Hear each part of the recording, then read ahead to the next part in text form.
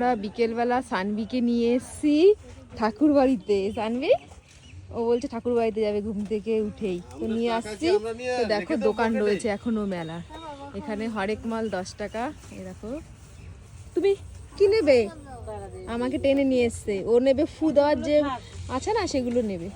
কি নেবে বলো? সানভি এখন 10 টাকার হরেক মাল কিনতে আসছে।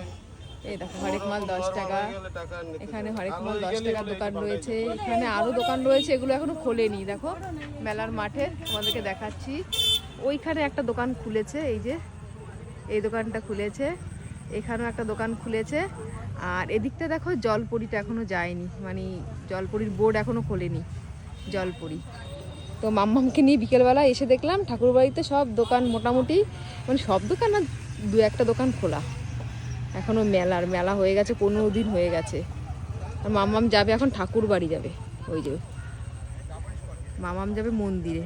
চলো চলো।